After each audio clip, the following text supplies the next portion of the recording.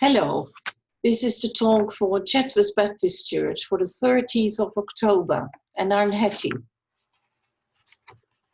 Tomorrow is the 31st of October, and that is a very important date in history, in particular in the church history, but in history in general as well. In 1517, on the 31st of October, a monk nailed 95 theses to a door of a church in Wittenberg in Germany. That monk, Martin Luther, had felt uneasy with the church's practices until those days. The Roman Catholic Church was full of corruption, and it was even the case that you could pay for what they called an indulgence, and that meant that your sins would be forgiven if you paid an amount of money.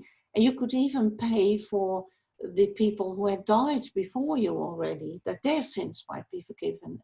And that's how the church made a lot of money. And Martin Luther has struggled with that. And there was something else which he had struggled with half of his life.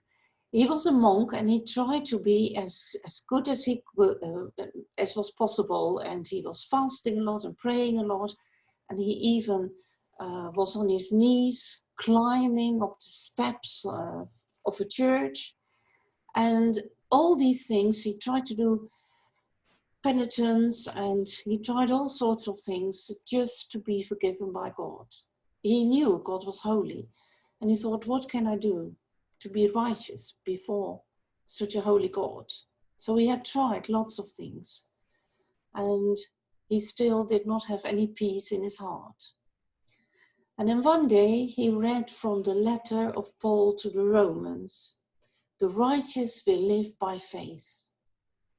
And that verse suddenly struck him. The righteous will live by faith, not by works, but by faith.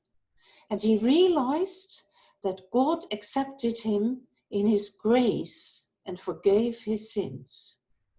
And that was such an exciting thing for Martin Luther.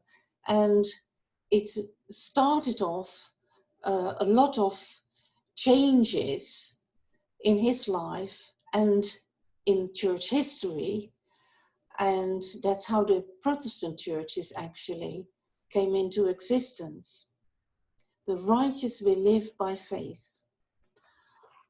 I once met an old lady who was always puzzled about whether God would forgive her, etc., and what she could do to make herself righteous before God.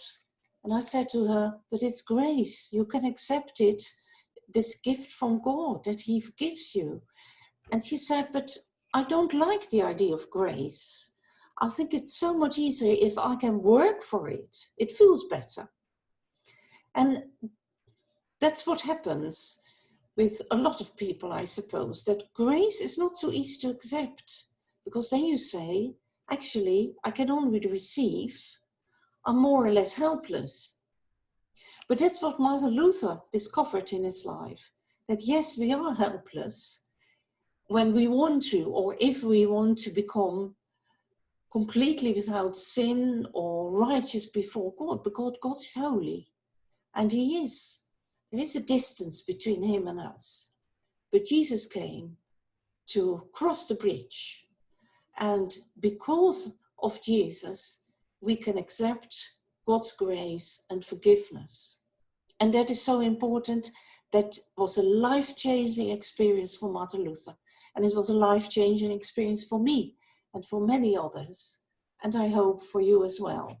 Well, in the midst of the corona crisis, we have this security that God is a righteous God.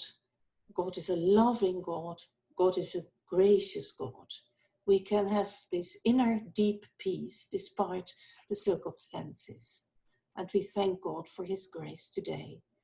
I hope you enjoy the rest of your day.